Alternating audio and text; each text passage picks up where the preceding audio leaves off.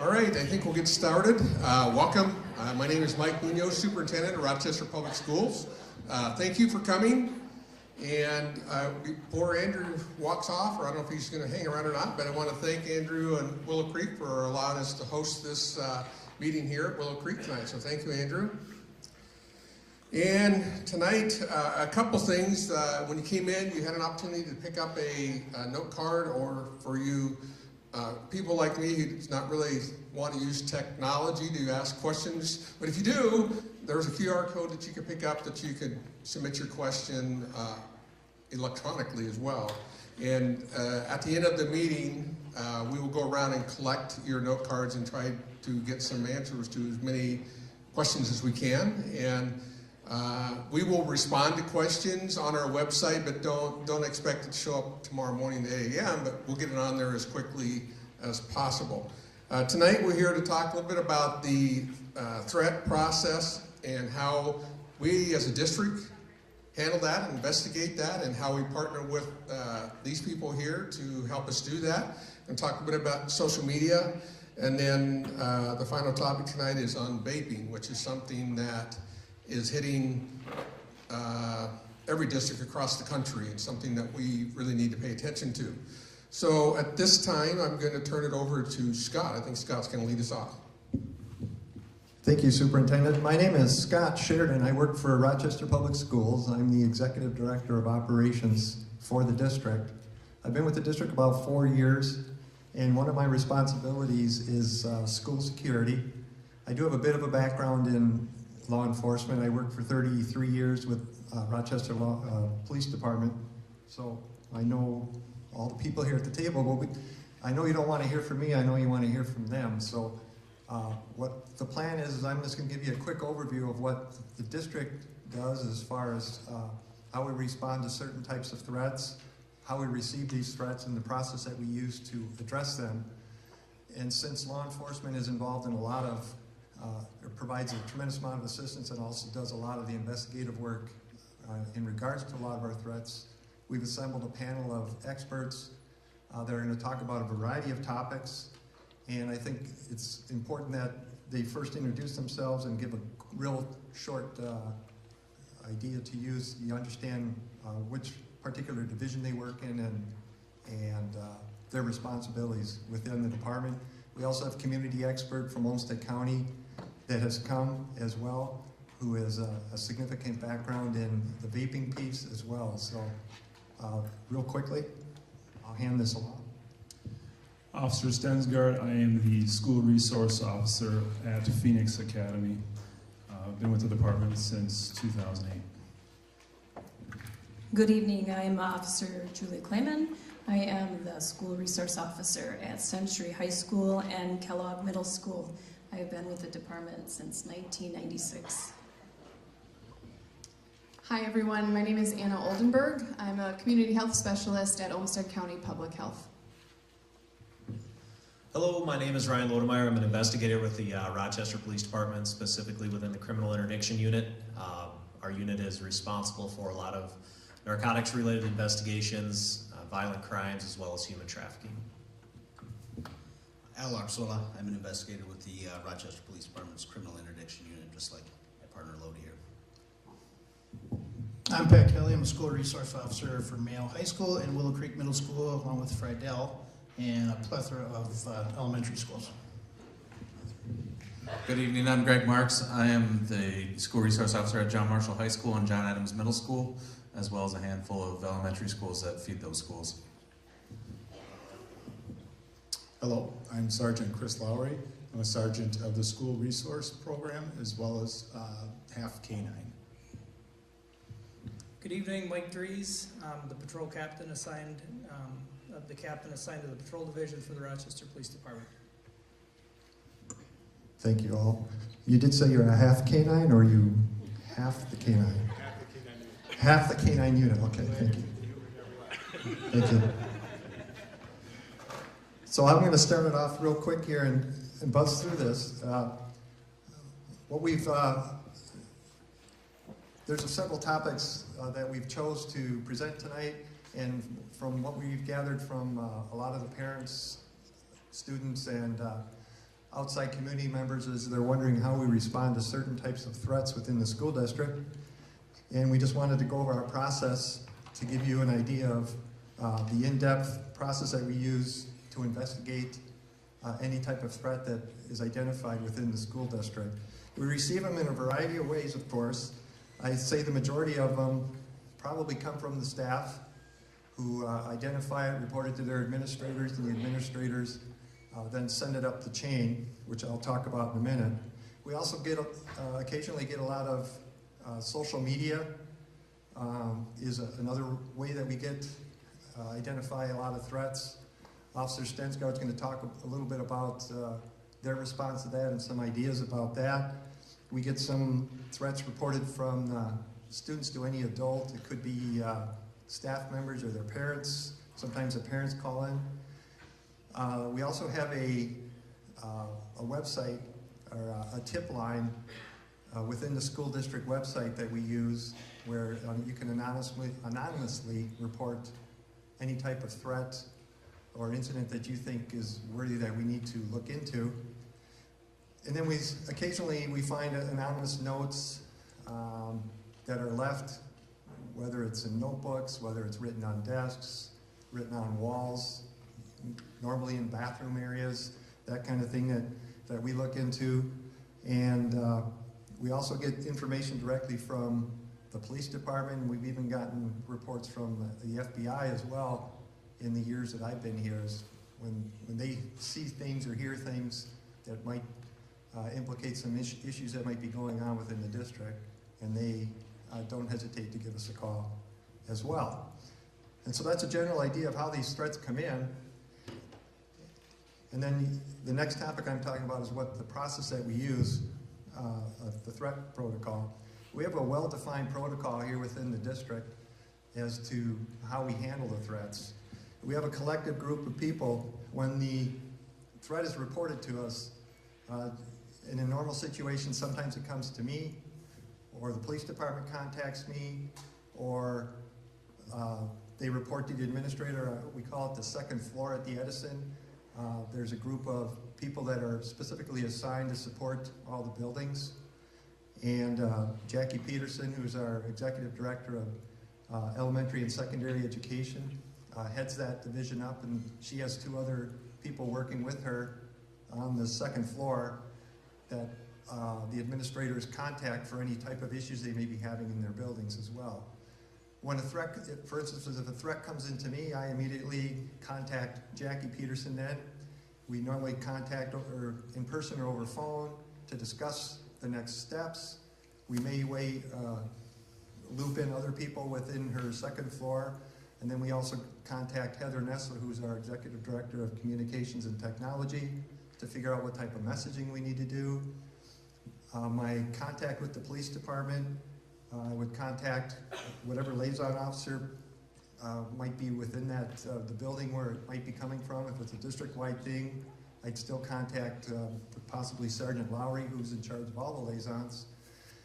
So we have a pretty detailed process, but because every type of incident is different, we don't have a specific protocol that we have to follow. We kind of gauge it based on what type of threat it is before we decide what the next steps are.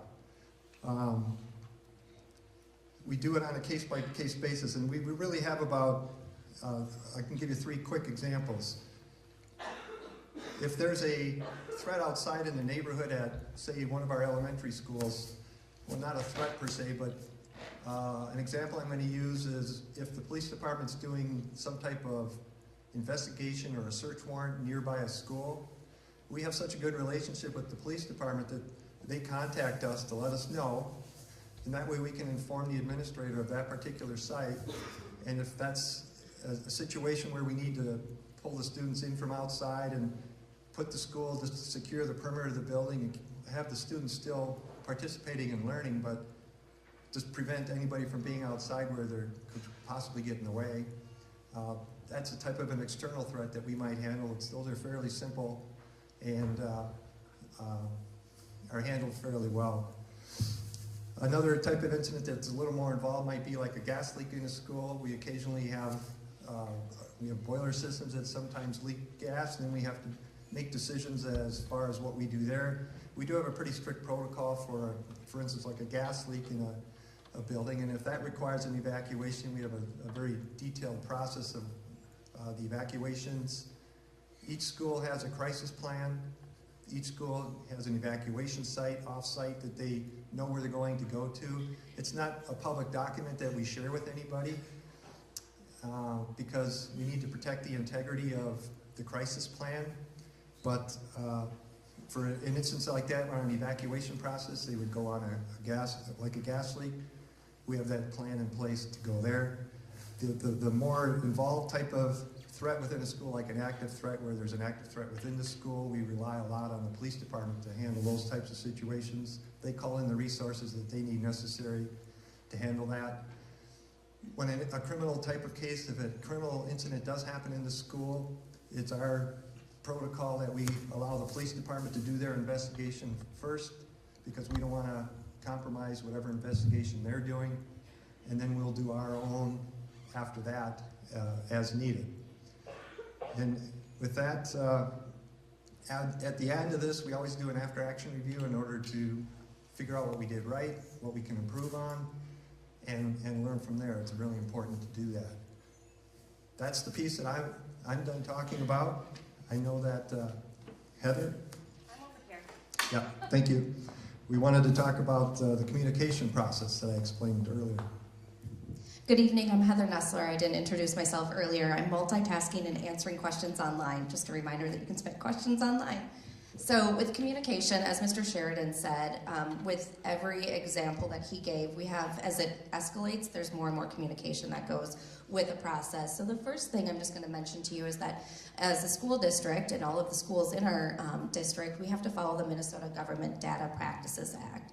And while I know that can be frustrating because parents, and I'm a parent myself, you want to know what's going on and you want to know that your kiddo is safe. And so there are certain things we can and cannot share because of that law, and it protects the students, it protects the district, it protects legal investigations and things of that nature. Our communication is systematic, so it doesn't matter what school it is. I work with all of the schools. I work with the individuals you see sitting up here to help formulate communication, and it does depend on a case-by-case basis.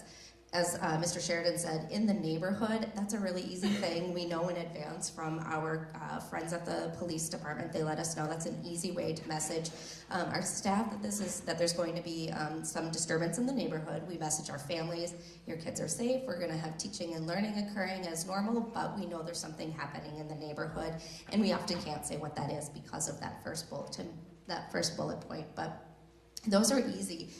We always notify our school board, and then depending on the situation, we notify our leadership of our building. So that way, across the district, our leaders are aware of what's going on at one site. So if there's an issue in a neighborhood, or if there's been a school evacuated because of a gas leak, we want to let our leadership, that's like our building principals, office managers, folks like that, know. So that way, if there's chatter happening inside another school, they can hopefully dispel those rumors and myths. And I think our biggest challenge, and we'll talk, someone up here will be talking about it later, is social media.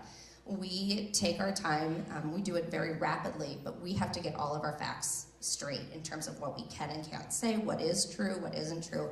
And a lot of times there will be instances where a situation where a student came to school and made an offhand remark to another student.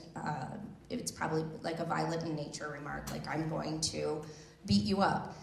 That can get blown out of proportion very quickly, and the next thing you know, it's on social media as so-and-so is threatening to shoot up a school. And we see that actually it's fairly common. So what we have to do is follow the investigation process that Mr. Sheridan talked about, but what we want to do is get the facts out there right away. There's a situation at a school, we're dealing with it with the children or with the students, and let people know that their students are safe. And then if we can provide more information later, we do that. I think the other thing that it's important for our families to know is that we utilize we rely on technology. So we do overhead paging in the building with plain talk, and I think that means if we're keeping kids in the classroom, we say that on the page. We're keeping kids in the classroom, there's a situation in the hallway. We also use social media. A lot of our schools have Facebook. A lot of our schools have Twitter, and our principals use the Twitter to share information. I will tweet if we need to tweet. But again, we do that to try to combat the myths and the rumors. And everything that gets posted on the social media pages, I send to our local news media too, because they're going to be covering it. They're going to be there if there is any sort of first responder, and I want them to know what's happening during that time frame. And then of course with the critical groups, that's families in the entire community, or maybe it just be families of that particular school based on the situation.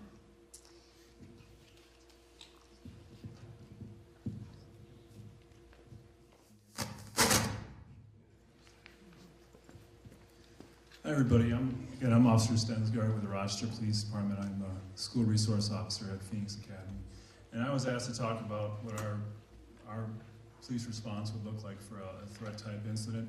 And that's really a vague term. It's a very large, what is a threat? And there's usually one of two ways they come in. It's usually at school or at home. If it happens at school, it's usually our school resource officer who responds to that threat.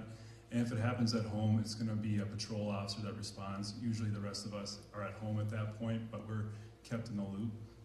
If it occurs at a school during school hours and the school resource officers there are waiting to bring one in, they'll make sure that there's no immediate risk to life.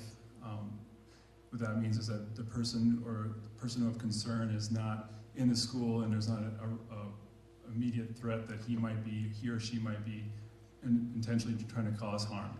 So if that's the case, we'll deal with that situation. If it's not, if it's a teacher who's concerned about a student because of something they said or did, then we'll usually just bring in that student or witnesses to that remark or comment or post, and we'll just try to get the facts, a fact-gathering mission there. And if it happens at home, it's similar in that the patrol officer will gather facts and try to ascertain whether or not that there's an immediate risk to school or staff the next day. And if there is, they're constantly in contact with us, and we're in constant contact with the school. The investigating officer is going to gather the facts. He's going to, if there's a post that was made, he's going to make sure he takes a picture of that. Because what you see is a lot of the time, like Heather was mentioning, these Facebook posts or Instagram posts, they get altered. The kid might have said something simple, it wasn't meant to be harmful, and it could get twisted. They can actually manipulate the photograph itself to make it look threatening. They can change the words, they can add words. So we really need to find out what was really said, and we need to talk to people that actually heard it. Then we have a better idea of where we're at with that. As far as the person who made that comment, we're going to try to make contact with them at home or at school, just to make sure that the parents are aware of the situation, of what was said, and we can work with the parents and the staff at the school to make sure that there's no real threat there and that we can figure out what the next steps are. Throughout the whole process, we are in constant contact again with the school. Each liaison has the principal's number in their phone. We talk to each other on a very regular basis. If the police department felt there was an immediate threat to the general public, obviously that would be up to the administration to make that call and contact the news or whoever they felt was necessary. And then we just document it, we write a report for case numbers assigned to it. And I just wanted to talk about also was the importance of parents having their kids, a conversation with their kids about reporting these concerns. It's very important to us that we get these tips from students and staff. And what I mean by that is sometimes this little thing can get missed, and people don't realize how most of these complaints, these threat complaints, come in from friends or concerned friends or parents who are like, well, this seems kind of odd, so maybe I should report that. I just want to make sure everybody was aware that's very important. And as far as social media goes, I wanted to discuss an issue that we're having, that every city's having, really, with social media posts. You're seeing a lot of kids post something like, don't come to school tomorrow because there's going to be problems, or they'll make an offhand comment, and before you know it, it gets blown way out of proportion, or maybe they did actually mean it. The problem with some of those is they can be actually criminal if the intent there was to terrorize. So if the kid sends a message to a student saying that he's going to harm them, and it's going to happen at school, that could be considered terroristic threats.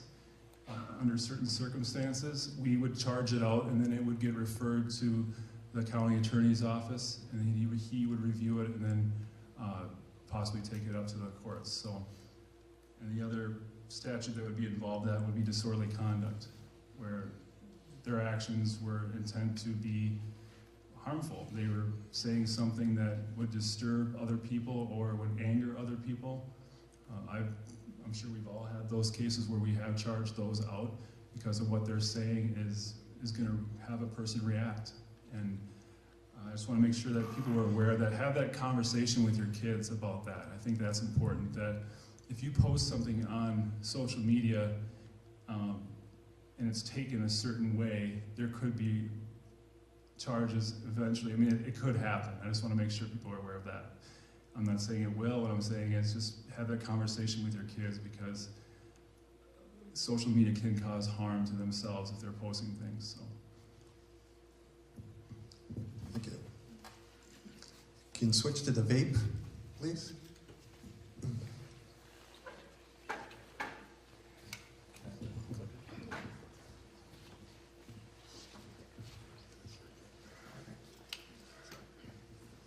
So good evening again. My name is Greg Marks. Again, I'm the school resource officer at John Marshall. I can't sit at a desk or a table. I have to get up and walk around, so sorry for the cameras. So this is a short snippet of the presentation that we give to most of our high school kids. This year I've done this presentation with my 9th grade health classes at John Marshall. This is just going to give you some basic information from the police standpoint and also from the community health standpoint. At John Marshall, we have a chemical health and dependency counselor housed at John Marshall that does this presentation with me. So that's one of the bonuses that we have at the school.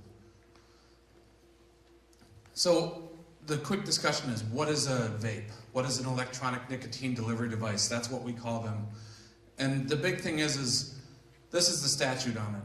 And that's what I tell the kids is, go ahead and read it. I don't have to read it verbatim to you. That's not what I'm here to do. But the big sentence in this is that on the second line there, it starts with, can be used by a person to stimulate smoking in the delivery of nicotine or any other substance. So that's what qualifies non-nicotine vapes. So the kids will tell you, hey, there's no nicotine in it. Well, if you're under 18, it's still classified as an electronic nicotine delivery device. Therefore, you can be charged under that for possession. And this is what we go through when we talk about possession. Second one down, all possession under 18 by the kids at school is a petty misdemeanor. When we look at furnishing to a minor, the question is can another minor give them another minor and then still be guilty of furnishing to a minor? The short answer to that is yes. So the kids that are giving vapes to other kids at school, you could potentially be charged with furnishing to a minor. First offense is a misdemeanor. Sorry. And then your second offense. Okay. The second offense, if you got convicted the first time, the second offense would be a gross misdemeanor. So 2 years ago we did this presentation, and those were the only two that I had on here. Now this year, we're starting to see an uptick in what they call dab pens. So these are your basic vape devices, but what happens is what's in them, and our investigations guys will talk about it too, are basically felony level drugs. Our county attorney has said that he will look at charges for teenagers for third-degree controlled substance, which is a felony level crime. The very bottom one, and this is not a stretch, third-degree murder, okay? Kids are like, oh my God, I cannot, there's no way. Happened in the cities 2011. Kids were at a party, some kids brought drugs to the party, people ate them, used them, one person died at the party. The person that brought the drugs to the party was charged with third-degree murder, sentenced to prison time, and then was released in 2015 and died a year later. How I equate this is, if you're in the bathroom, you give that dab pen to another kid in the bathroom, and he goes out and falls down the stairs, you could be looking at a third-degree murder charge. It's possible. Ultimately, charging is up to our county attorney. He's the one that decides what he's going to do with that, but that's what it's, the possibilities are out there. This is a dab pen. For those of you that have seen these around your house, what's basically in this is a concentrated form of marijuana wax. And at the bottom there, tests confirmed through our Bureau of Criminal Apprehension on some of these devices have shown that they will contain a Schedule I narcotic, which goes back to the felony third-degree possession. So I think this year so far we've seen between 6 and 8 in the last month at high schools across the city. So they're here. Traditional vapes, right? These are traditional vapes. We look at the one on the far left here. These were created for a very good reason. Obviously, there was somebody that created this for a reason. Originally, they were all water vapor, but that wasn't helping with that, and that's why I bring in the health specialists on this. But the water vapor wasn't curing the nicotine crave, so then they started adding bits and pieces of nicotine into it. And then what we're commonly seeing is now the ones in the middle here, and these. If you research it a little bit, the far left one, the Juul device, Juul was recently sued or shut down by the FDA for a short amount of time for marketing to teenagers. There is an anonymous source that agreed to give a statement on the basis of anonymity that worked for Juul at one time and said they purposely chose actors or actresses to be in their ads that looked like they were younger than 20 years old. Just like they marketed cigarettes years ago, they're trying to market these products to our kids. Because once you get them hooked, now they have a lifetime customer. So Juul's probably in the process of going away. My opinion is that they will go away in a few years because they're going to get shut down by the FDA again. But these other devices are still out here. And these are the ones that we're seeing in the community and in our schools every day. I think we could probably go through the halls at any one of our schools at any given time, and your kids will tell you that the bathrooms are littered with smoke and they can't just go to the bathroom. So we're trying to do what we can to do that. We're trying to do what we can to influence the positive behavior and get this out of the school. And for that, it's a community effort. So we need you as parents to be educated on this. We need to educate your kids. You need to help educate your kids about it. And then hopefully we can make a big difference. So these are some of the nicotine juices that they put in there. And the reason I put this up there is just for some of the flavoring that they have. So they call it Blue Monster, cinnamon roll, fruit punch. They flavor them to make them appealing to kids. They don't come out with normal flavors. Gummy worms are kind of one of the new ones too. So I will turn it over to Anna from Community Health and let her talk.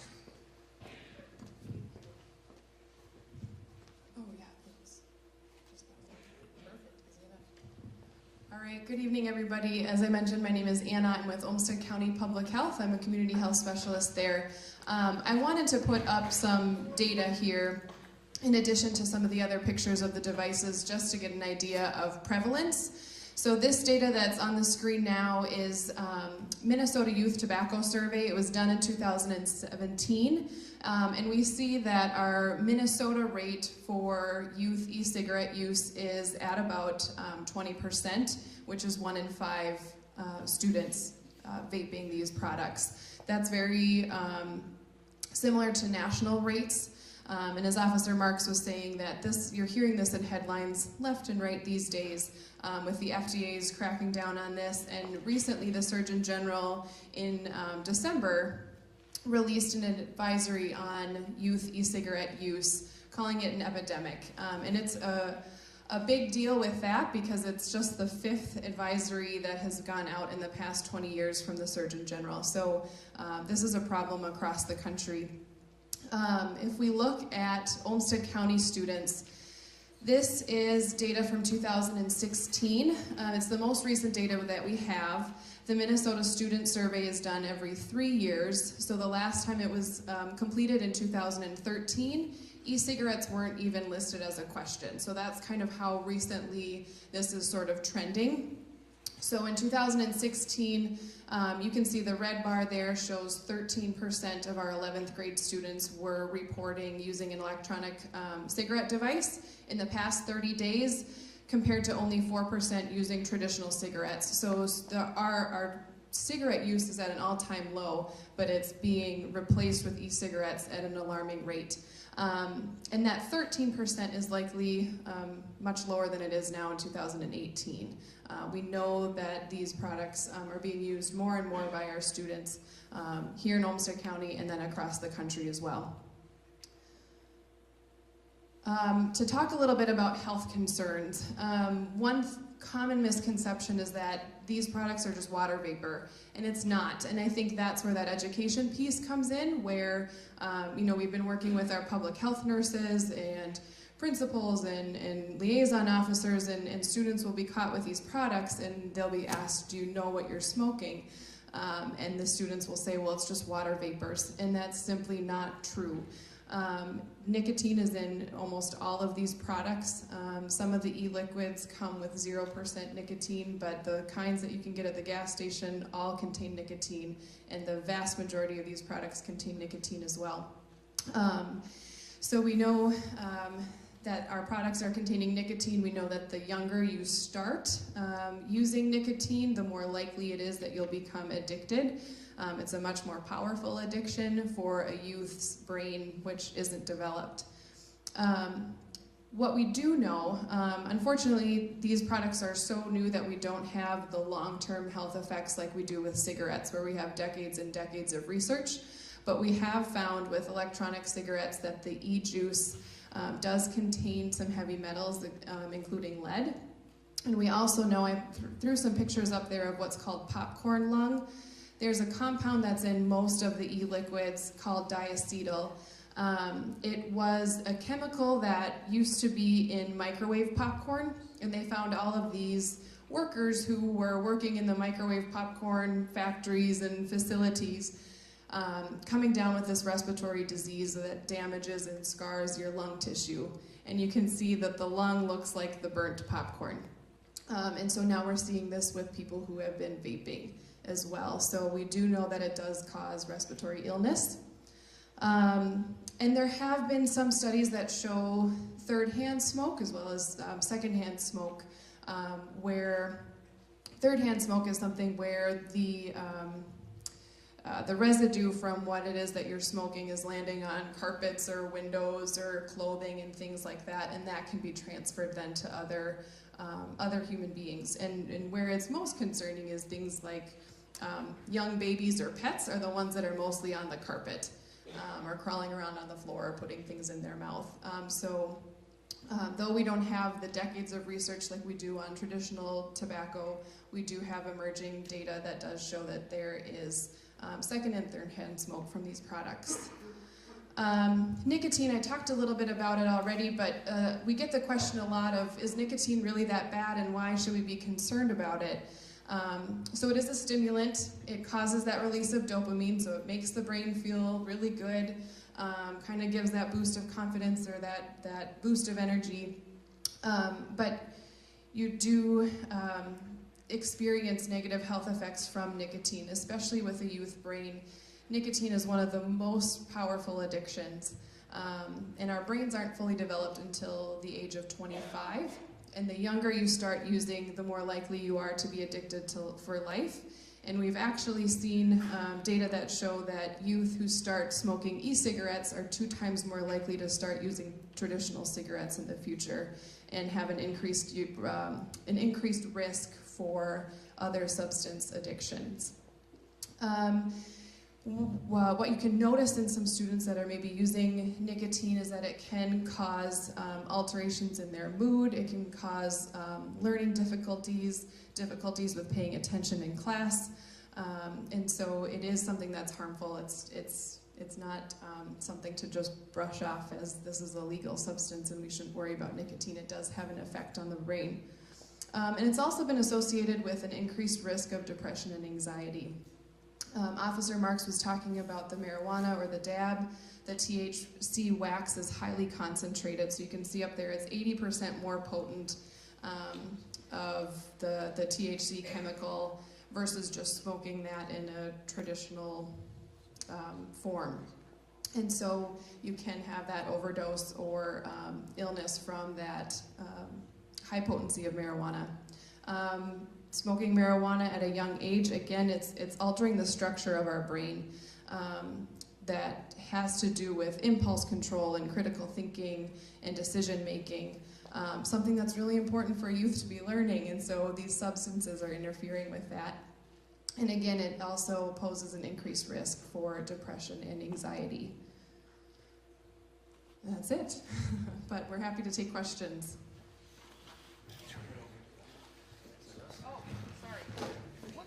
Not done yet. Thank you, Anna. We'll take questions at the end, but I'm going to turn this over to Officer Arzola and Officer Lodemeyer. I'm also going to walk around because I don't like sitting down.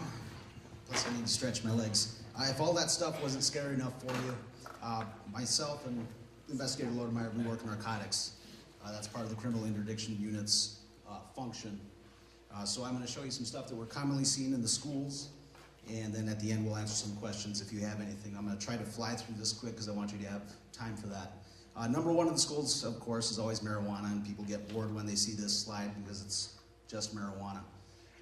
Unfortunately, what we're seeing is that with the legalization in other states, people are figuring out that it's way more profitable to transfer it over to Minnesota and sell it here, usually to teenagers. A pound in Minnesota can get you up to $6,000, depending on what strain it is. Because of that, we see an increase in sales and use by younger people. We have a lot of younger individuals running around with lots of money, and that leads to an increase in violence. Home invasions, thefts, serious and violent assaults. As a matter of fact, most of the homicides that we have here in Rochester are over drug sales, and they're over marijuana sales, if you can believe it. So the lowliest of drugs is what's causing us our most violent crime. Kind of piggyback off that. Can everybody hear me okay? Sorry, instead of passing the mic back and forth. Back in the 60s and 70s, marijuana that was consumed typically contained about 2 to 3% THC. Remember we talked about early THC is that tetrahydrocannabinol, it's that psychoactive ingredient, it's that Schedule I drug that gives the user the effect, if you will. 60s and 70s marijuana that was consumed had approximately 2 to 3% THC levels. As time goes on, those THC levels have increased, and that's largely due in part to persons producing marijuana creating different strains, altering the chemicals. As recently as 2015, we've had reported THC levels of marijuana come back at over 23% in just recreational marijuana that was grown. So the marijuana that was consumed in the 60s and 70s, not even close to what we're dealing with right now. All right, moving on. They talked about marijuana wax. It's called butane hash oil, BHO. Names for it are wax, dabs, honey, shatter, amber, bubbly. This is the new stuff that people are turning marijuana into. Through a process, you can strip all the trichomes off of marijuana. That's what contains the THC in it. And the plant material after that is useless. You throw that away, but you're left with the resinous form of marijuana, and that is 60 to 90% pure. More addictive than marijuana, and it has unpredictable effects. We have plenty of videos of first-time users wigging out when they take this stuff. It's not a simple hit off a joint. It's way more addictive. Yeah, the one thing that we want to impress is that this isn't marijuana. This is a completely different ball game, like Investigator Arzola said. Parents, if you're looking for it, there's containers, those brightly colored cubes that look like Legos. They can be circles. They're made out of silicone, so the wax doesn't stick to the inside of it, makes it easy. It's often put in parchment paper or small silicone clear containers. Just something to keep an eye out for. Here's a big one. Possession of any amount of BHO in the state of Minnesota is a felony. It is not a small amount of marijuana. It's not considered marijuana. According to state statute, small amount of marijuana does not include the resinous form of marijuana, which that is. Next, we'll get to opioids. Everyone's heard about the opioid crisis, correct? People overdosing, dying from opioids. Prescription pills, we'll go over these. These are just kind of an overview of what they look like. Hit the slide there. The common opioids we're seeing in the schools, oxys, hydros, the tranquilizers, Xanax, Valium. If you find pills in your kid's room, this is a useful tool. Go to drugs.com, look up their pill identifier. If there's any markings on the tablets, look them right up. It'll tell you what it is. It'll even tell you what schedule controlled substance it is. Synthetic cannabinoids, K2, spice, the stuff that was made to have the same effects as weed, but it's not considered weed. These were very popular back in the day. The thing to remember about these is as the DEA and the government figures out that this stuff is harmful and they ban the ingredients on it, there's some homemade chemist figuring out how to add a different or change the chemical composition of it to get the same effect, but it's not illegal anymore. So we're playing catch up, trying to outlaw all this stuff, and the chemists keep making new versions of it. The biggest thing to be aware of with this is that you can't be exactly sure what's being purchased. All that is plant material sprayed with a chemical that's designed to mimic THC. That's all it is. Another one that we have seen in the school, everyone's heard of LSD or acid, correct? It's put on blotter paper, you stick it on your tongue and you trip out for a couple of hours. I tell students when I talk to them all the time, there's no such thing as LSD anymore. It doesn't exist. If someone tells you they're selling you acid, you tell them they're full of, you know what. It's brightly colored, looks just like acid. It's sold to teenagers as acid. We've had several cases in Rochester where it's submitted in reports, submitted into evidence, suspected LSD. It comes back as 2,5-M-bomb-E or phenethylamine. Again, another chemical designed to mimic LSD, and the chemical composition changes. There we go. E-cigarettes, they talked about this a little bit. Yes, you can bring stuff from Colorado, Washington, states that have legalized marijuana.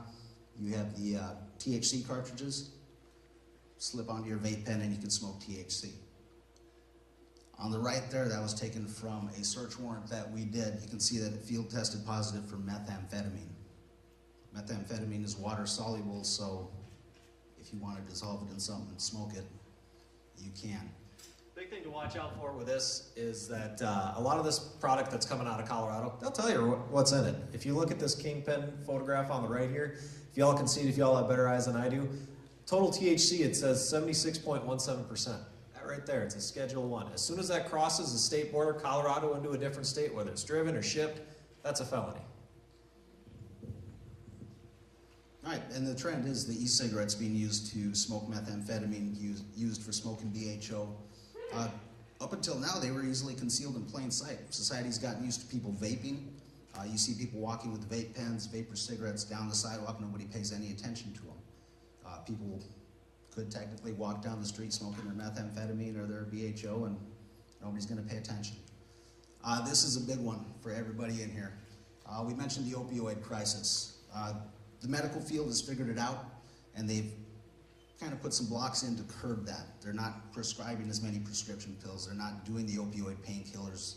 They're not selling in bottles of 300 that kids can just pick through anymore. Every heroin purchase that we've done, street drug heroin purchase, for the past 2 years, Yeah, at least. a little bit more than that, has come back with fentanyl in. Every purchase that we've done for the past 2 years of heroin has fentanyl in it. Fentanyl, for those of you who don't know, can you go back to that one? 50 times more potent than heroin and 100 times more potent than morphine. A lot of overdoses that we're seeing, that's fentanyl. It's often mixed with other drugs, and the bottom one I highlighted it for you. For students that might be in here, if someone's selling Xannies, Hydros, we found actually in Faribault, they had 3 overdoses to include a death. Teenagers bought some pills, they thought they were Hydros, they were pure fentanyl. All you have to do is put some fentanyl in a filler and you can buy a stamp, make whatever type of pills you want. You get the same effect, but again, you got someone guessing on the amount of fentanyl to put in there. Very lethal drug, and it's out there. It's in this region. Kind of give you an idea of how deadly this stuff is. Recently, I was at a chem lab course recertification, speaking with an investigator there that was from Nevada. And the investigator told me, part of their narcotics unit, they executed a search warrant at a residence, and they come into the kitchen, and there right on the kitchen is a large table of brown powder. They're like, hit the mother load, this has got to be heroin. Field test it, it doesn't pop positive for anything. They don't understand what it is. In the kitchen, they find a small glass vial, 7, 8, 9 grams. What they don't know what it is yet. They go out to the person's trash and they find hundreds of boxes of sidewalk chalk. They couldn't figure it out. Interviewed the suspect in that case. Turns out what he was doing, he would buy sidewalk chalk, grind it down to a powder on his kitchen table. He'd add a couple little grains of fentanyl in it, sell it as heroin. Users were getting the same effect. So if that gives you any type of idea of how deadly and how potent this stuff is, that's what we're dealing with right now. All right. Final tip, if you find something in your kids' rooms, if you see some, you suspect it looks like it, but you really don't know what it is, don't smell it, don't taste it, don't put it on your fingertips, don't expose yourself or others to it more than necessary. Cops don't, contrary to popular belief, we don't stick our fingers in anything and taste it, see if our tongue goes numb. That's not smart. Don't do it. Call police, call your school resource officers. If we come out to your house, it's probably not a good thing, but we'll get it identified. Thanks.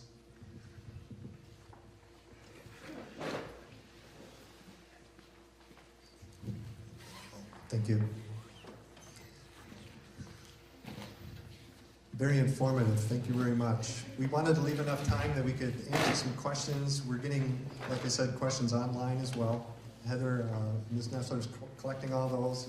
If you have some questions here, we have people that can hand you the mic, and then I'll hand the mic to who's ever appropriate or willing to answer the question. And feel free on any of the topics we were talking about. Sure. Oh, sorry. We only have one mic, so we'll have to run to you when you have a question. But I will go through the few that we have online. I'm going to start with one that kind of piggybacks off of the investigators. If you know that your underage child is vaping and have talked to him or her, and they know the side effects of the vaping but refuse to quit, what do you do? Do you report it to the school, the police? How do you help your child get help?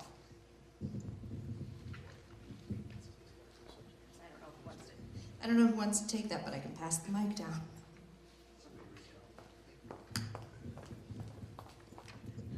This doesn't help the person who submitted it online, but I can, Heather, I can send you this PDF document. There's a pamphlet on this back table. There's many quit plan services that are specifically for teens. So that's a resource that we can share out to parents. Continuing to talk to your child, if there's other trusted adults in their lives or other trusted teens that are or peers that aren't doing this behavior, that can be a positive relationship for that child as well. But just continuing to talk, continuing to tell them that you care, continuing to tell them the harmful effects of it. Working with school health counselors, I think, is a really important step on that too. Our public health nurses are in schools and can talk to students about this as well.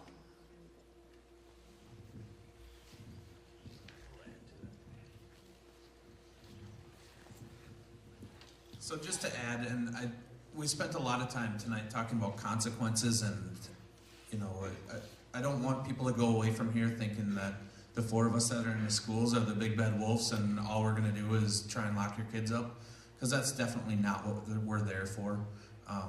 We understand, because oddly enough, we were all kids too at one time, that kids make mistakes.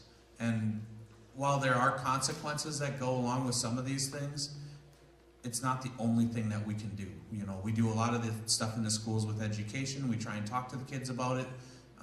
Even sometimes when they do make these mistakes, depending on the level, we still work with the school staff to get the resources that we need to get to them. So the quitting and the things that we need to do, you can always reach out to us, and our first line of thinking is not always going to be, oh, how can we get him into the juvenile justice system or her into the juvenile justice system? I can't wait to write a ticket and write another report and get this kid into, you know, court. That's not what we're looking for, and that's, you know, the focus for the 4 of us that are in the schools. That's not what we're looking to do. So just keep that in mind. We can be a resource for you as parents, as well as the students that are here too.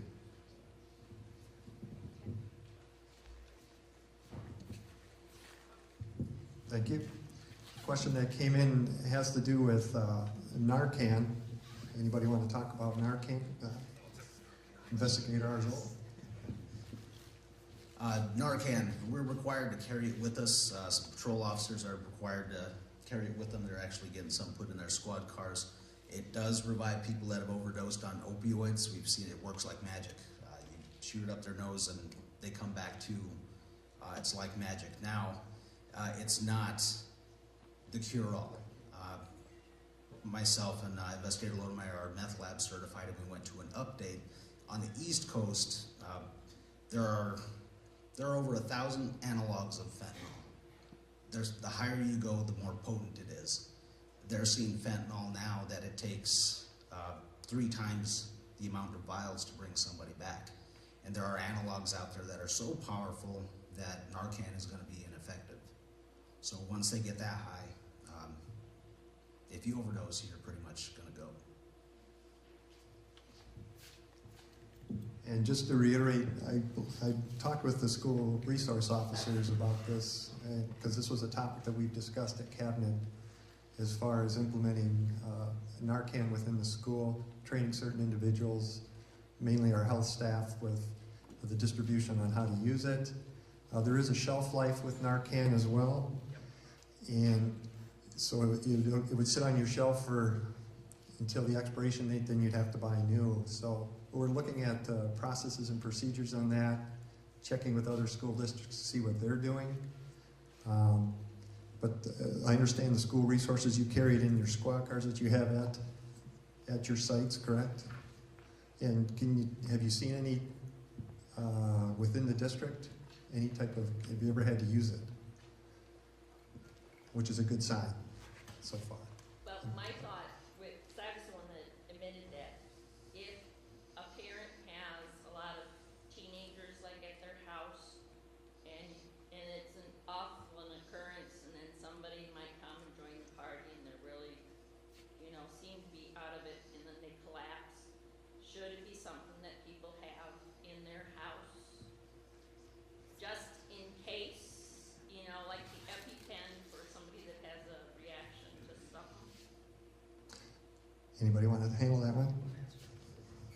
Sure. Is it readily available? You can buy it off the... Yeah, It is.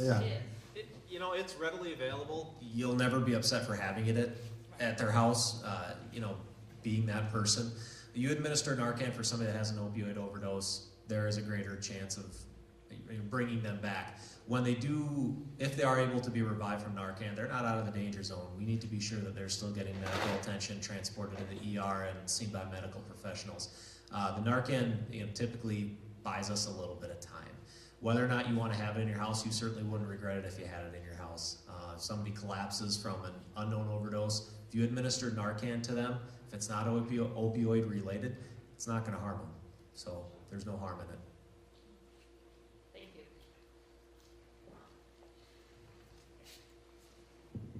Thank you. We have some questions coming in online, so.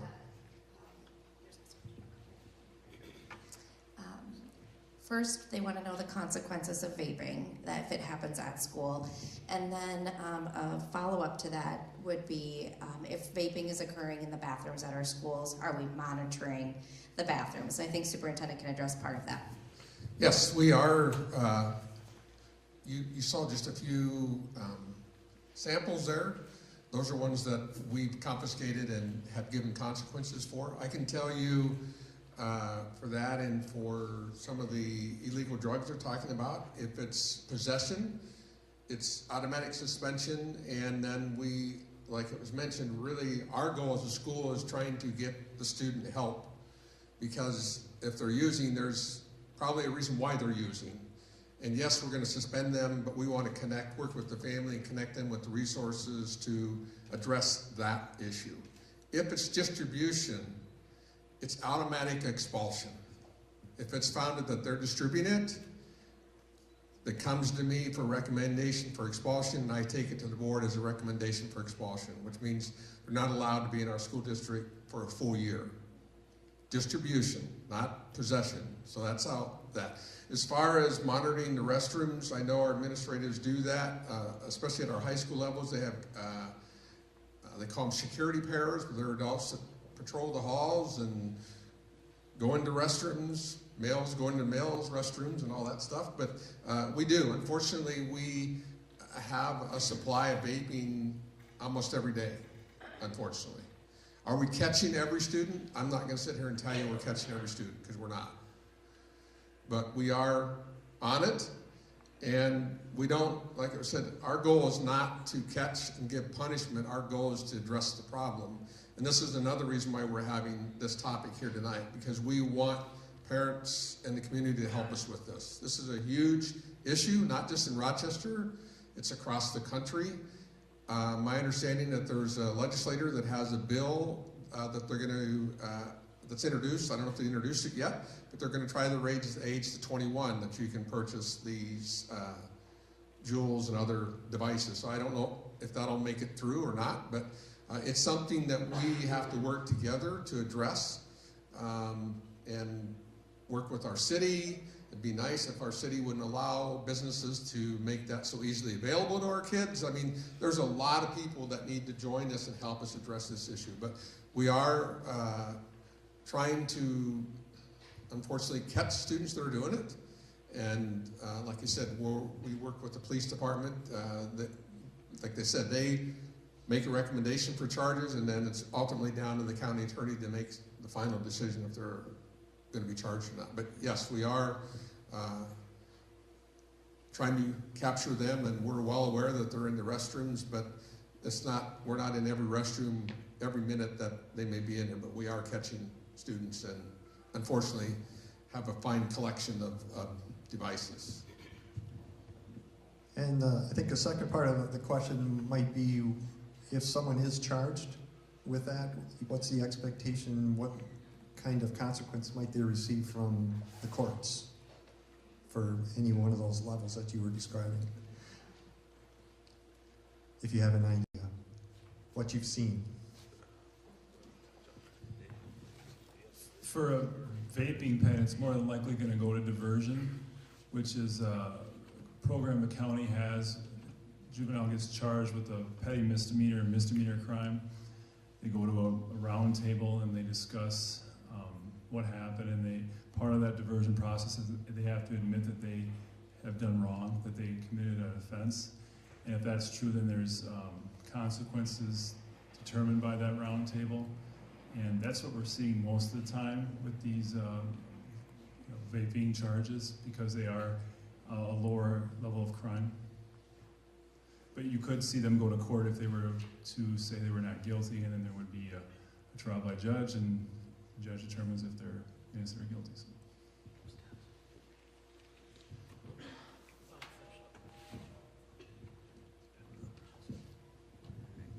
I think somewhere in that question was about detection of the vape. Our security pairs almost every day are saying, I smell blueberries or watermelons or flowers. That's the big detection. In the old days, you'd smoke marijuana, you could smell it the minute you went into school. So just the other day, in a locker room, it smelled like Old Spice. I think that's what they're smoking. That's what it actually smelled like. So, you know, what a perfect place to vape in a locker room when it smells like that. So that's just what these companies are creating and what we're dealing with. So it's difficult, but also nobody's buying blueberries usually in the middle of winter and smoking them for sure.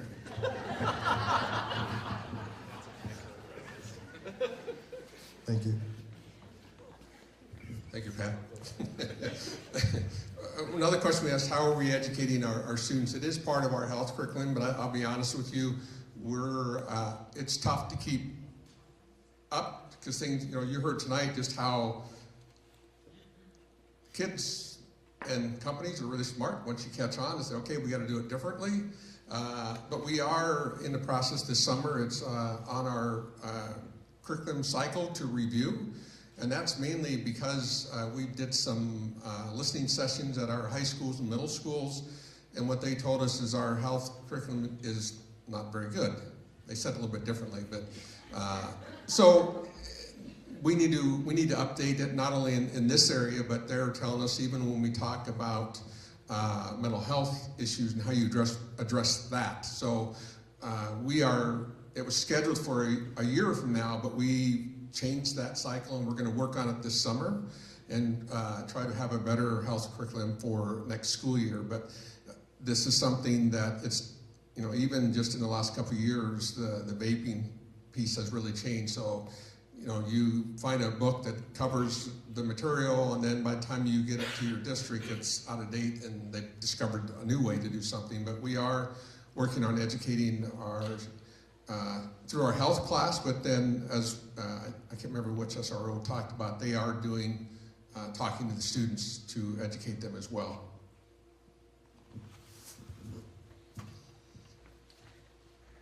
I'll come to you, Captain. I just want to touch base on a couple of topics that kind of reoccur in each and every one of these questions. We watch some of the slides and as parents, and I'm pretty sure everybody that's sitting up at this table is a parent and deals with many of the same issues and concerns and those things that scare us as they do you. When we talk about this, it can be, or the message could be received that this is a scare tactic, that we're intentionally trying to put things out there to scare you so that you'll go home and try to do something heroic as a parent. I can absolutely assure you the thing that you're going to do to be most heroic as a parent is be involved with your kids.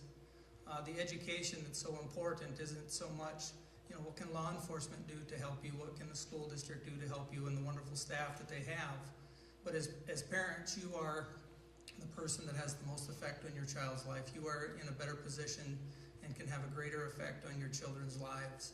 So we can't stress that enough, and we need your support as you need ours. I think one of the first questions is that, what do I do? Where do I turn?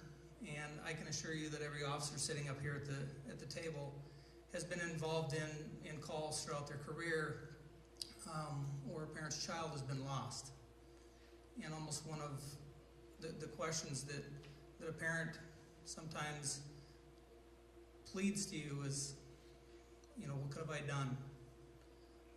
I wish I wouldn't have just ignored what I saw. Nobody knows your child better than you do. You know their normal behavior, their normal attitudes, and when you see those changes, when you see those behaviors that aren't normal, they're teenagers, right? So every day can be different. But nobody is going to recognize those warning signs better than a parent. So the best advice that I can give you is not so much what you should do as a parent, but what you shouldn't do, and that is to ignore those clues that you get. So just ask anyone. Reach out to anybody that you can that's involved in your child's life, whether it's law enforcement, whether it's a school, whether it's Olmsted County and all the services that the city or the county can help provide you, but just don't do nothing. Thank you, Captain.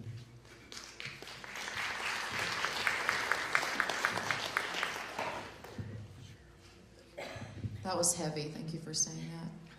Also, I'm really glad to hear that you're updating the health curriculum because I know that the world moves faster than we can keep up, and I just got a big education on that tonight. Also, sex trafficking and sexual exploitation. And I'm really glad that RPS brings victim services into the public schools, and does age appropriate and level appropriate curriculum on sexual exploitation, because we have a great resource of victim services in our community. So can I ask someone on the panel, in what ways are the kids buying, purchasing, obtaining fentanyl, BHO, vape juices, all these things I didn't know about before tonight? I mean, there's not a guy in a trench coat on the playground anymore, but there's probably plenty of other ways, right? So tell us some of the ways that these kids obtain these materials. Thank you.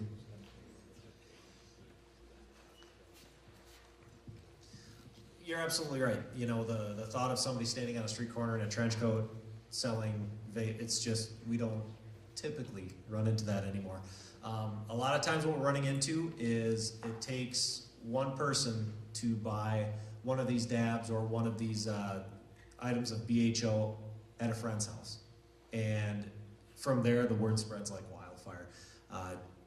We can't give you the exact details, but within the last couple weeks, we executed a search warrant on a residence where in excess of $10,000 worth of BHO, THC products was seized. So unfortunately, it doesn't take long. You know, somebody will obtain these products from one of the legalized states, be it either in the mail or they'll actually drive out to get them, and it doesn't take long for a student to purchase one of these products from somebody, maybe it be a former student or somebody that they know, and as soon as one person gets it, the word spreads like wildfire, and typically a lot of them are going to these individual houses to get them.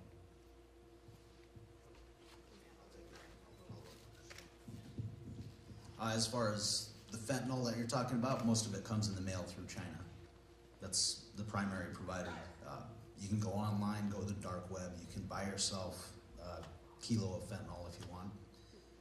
It'll get shipped directly to your doorstep, and then whatever you want to do with it, you can do with it. Like I said, they're constantly changing the way they do stuff, so as the regulatory laws are put on what can be shipped into the country, they just find a way around it, and it comes in. And USPS really doesn't have a method to x-ray. They do have a method to detect narcotics. They have drug dogs and stuff, but for every one package that they're catching, there's 5 or 6, maybe 10 that are making it. We've intercepted shipments of pills before, and hundreds of fake opioid pills. They're fentanyl. They're not Xanax. So they look exactly like Xanax bars, but they're fentanyl, and they're coming from overseas. So just related to the question of the e-cigarettes and the nicotine products, so some of those e-cigarettes are available at any convenience store in like the Jewel especially, or there's a few other vaping pens that are over on that table over there. I'd encourage everybody to go over there and look at the different products that you have. The e-juices and the refillable e-cigarettes, you have to purchase those at a smoke shop, but they're all 18. You have to be 18 to purchase the devices. So 18-year-olds, you know, we have seniors that are 18, and so that's how it can sometimes get into the schools. Superintendent Munoz mentioned Tobacco 21 is a policy that's being introduced at the state legislature this year.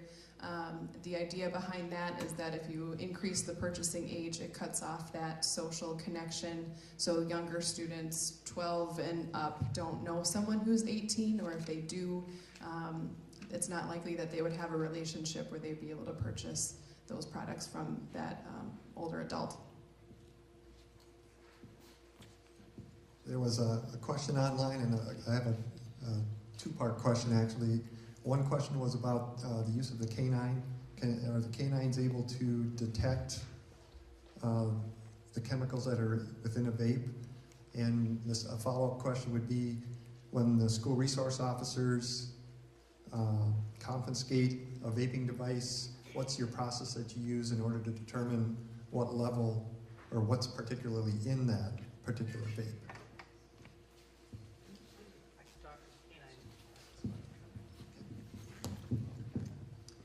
In regards to the use of the canine, because that picture of what a narcotic odor is so changeable with these types of vapes and some of the narcotics that you're referring to, it does not make it possible.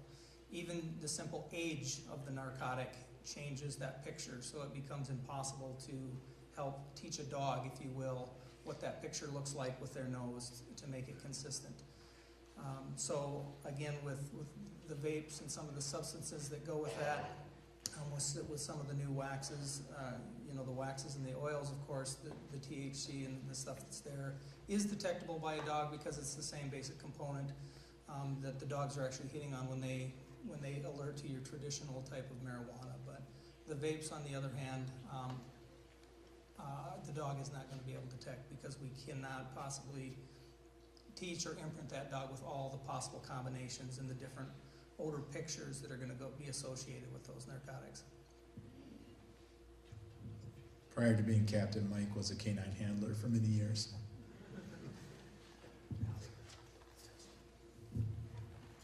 Okay, when we get a cartridge that has suspected THC in it, we have field tests for marijuana. The THC in there will actually trigger that field test. It may not look exactly the same, but it'll give you a hint, that little glimpse of THC being present. If it's a high enough level, if it's a ticket, then you write a ticket. If it's a high enough level, like a felony or a third-degree murder, that substance would actually be sent to the BCA laboratory, and they would do extensive testing on it, and they would actually tell us exactly what's inside that cartridge. I believe most of our SROs have that in our offices, so if we get a vape pen and it's suspected THC, we'll know in a matter of 2 minutes if it's a felony level offense. Thank you. There were 2 questions. Ma'am, I'll run up to you. All right.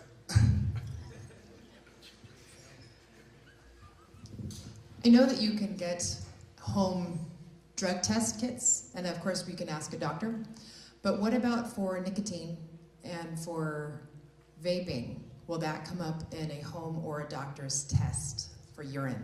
And how long does that stay in your body? Is your question as far as what's in the body or in the device? It's Find it in the kid's pee. okay, a direct question. Right to the point. You can. Cottonine, I believe if I'm pronouncing that correctly, hopefully, that is the substance that would turn up in a urine or a blood test. As far as how long is that in your system, I can look up that question and get back to you. I don't want to give you a wrong answer.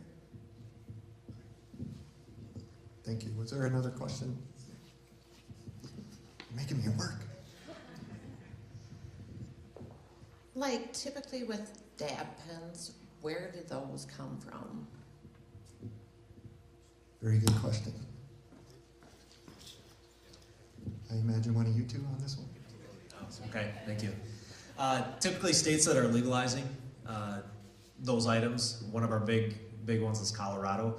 We're actually seeing an increase in persons traveling out to Colorado to purchase them and bring them back. Typically, when they purchase these items out in Colorado, they'll run an average of 40, maybe 50, 60 bucks per item. They bring them back here to Minnesota, and that price easily doubles. So you're getting people that are traveling out to Colorado with $5,000, $6,000, coming back, selling that product in a matter of a week, turning that into $12,000, $13,000 pretty easily.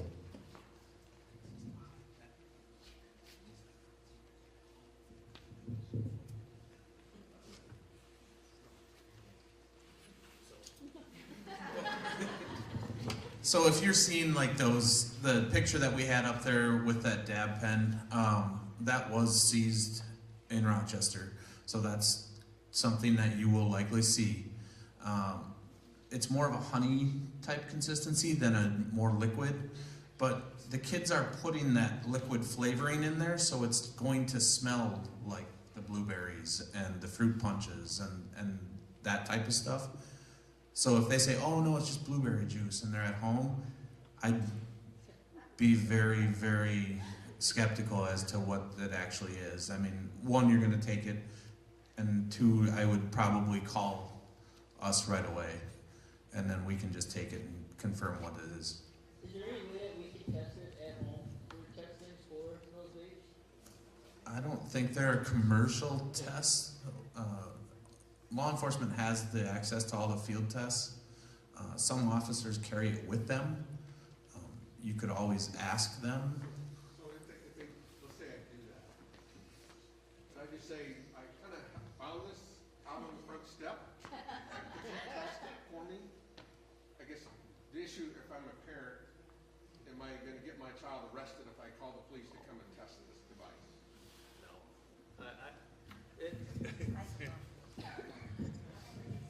It's certainly a case-by-case basis, absolutely. But if you call us up and, and I'm speaking very vaguely, say, hey, I found this item in my house on my front step. I just don't know what it is. Can you help me out with this? If we have a fairly decent idea, we can run, like we said, one of those field tests on it.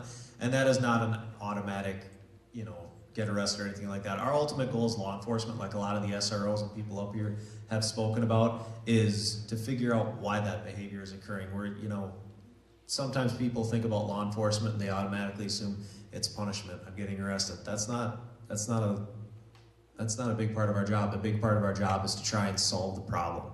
And solving the problem often does not involve incarceration, if that makes sense.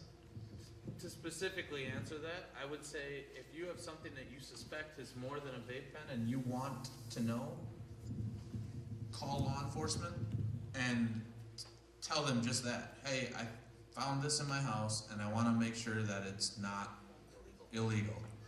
Can you send somebody out? And depending on the officer that comes out there, they'll either bring it with them or have the ability to get that field test kit to give you an idea and say, yep, it's illegal, we'll take it and put it into our evidence. Thank you. Another online question? Okay, question, oops. Wait a minute.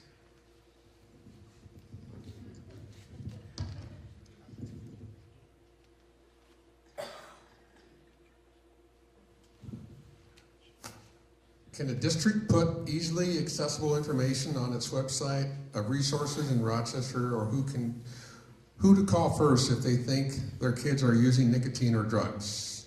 Yes, we can do that, and we'll do that with the help of these people. And also, if they think their kid is having mental health issues, is there a contact person at each school, at the administration office, or Olmsted County? I would encourage them to call the school. Call your administrator first, and most likely they're going to connect you to a social worker that they have there who knows of all the available resources that they can get to you and your family. So call your administration, and if they don't have that exact answer, they'll connect you probably to their social worker, or we have some district level people that they can reach out to us and we can get back to you and provide you that information. Because ultimately, we want to help you solve the problem that they're having. That's really what it's all about. So we do have those resources for you.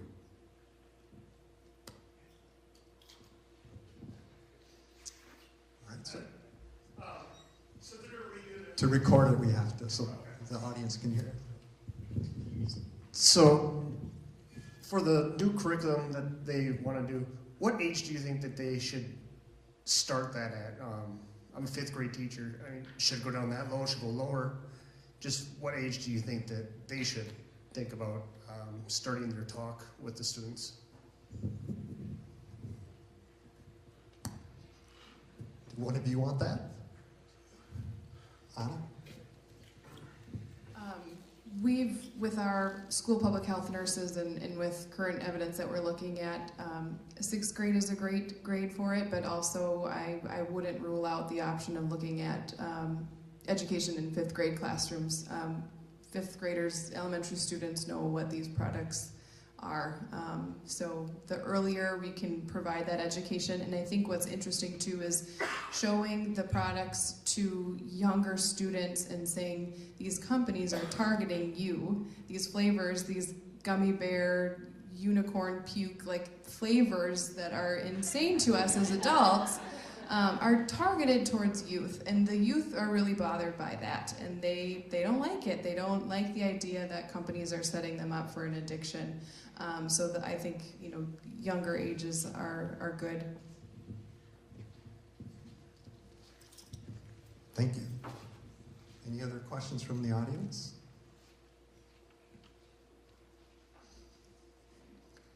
Yes, ma'am. I Googled it. The test is good for 2 to 3 days after you've used that drug you said, Continine. The byproduct of nicotine. Yep. And it's like 88 cents, the test. Good old Google.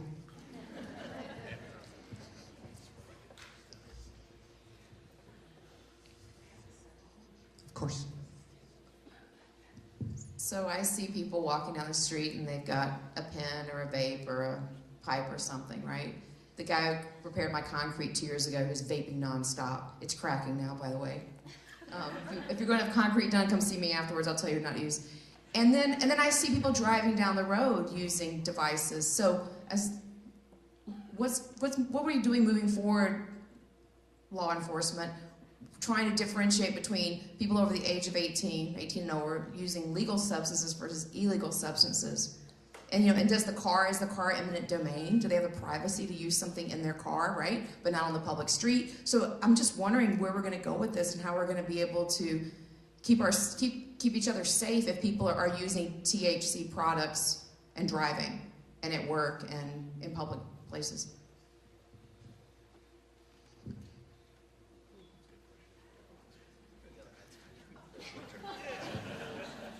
With these devices like that, where they're dissolving controlled substance into them, a person's body, a person's vehicle, they have a right to privacy there. We can't get in there unless there's something that gets us there in the first place. Most of the stuff that we're finding, we find on search warrants. We have a reason to be there. We're searching their house for drugs, and because of past experience, now we're looking in the vape pens. Same would apply to a student in school. If they come in and they get caught vaping, SROs have a reason to look at that vape pen. Now they know, well, we might want to check it and run a field test on it. That's the only way. We can't just point at people driving down the street or vaping and saying, I'm going to check the contents of it. We can't do it. We need to have a reason to get in there. So it is difficult and very concerning. You don't mind me piggybacking off of that. A couple of years ago when we first tested that vape pen like we had up on that slideshow there, we were surprised. Wow, it popped for methamphetamine. Now it's very common. Unfortunately, like Investigator Arzola said, when we're executing search warrants, we'll come across vape pens. We'll perform a field test kit on it, and quite often, well over half the time, it's popping for methamphetamine or another controlled substance. I can add on to that.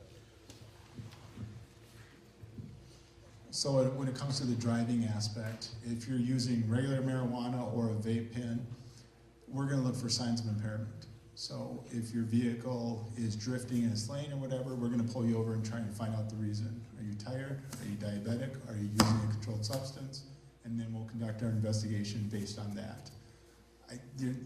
With the vapes, as much smoke or vapor as they produce, granted, if they did enough of it in the car, there's a chance that it could obstruct the view as well. It look like Cheech and Chong, but, so those are some of the things where, if you are using it, there are ways to detect it. It's going to change your behavior, maybe to the point of where it's illegal. You dated yourself on that one, Sergeant.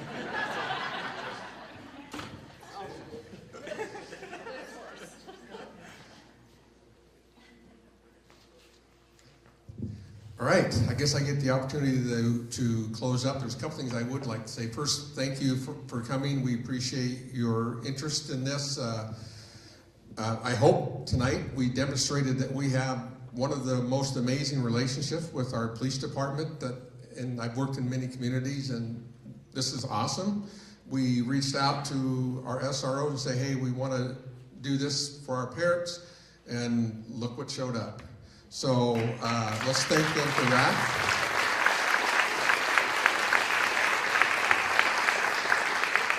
I do want to go back to the very first topic we talked about, and that was threats. And I can assure you that the safety of your children is my top priority.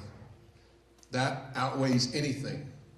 So we will assess and work with them to make sure a threat is not a serious threat before we allow school to go on. And I know as a parent it's tough because of this stupid law we have. It's not their law, it's a state law, that we can't say a lot.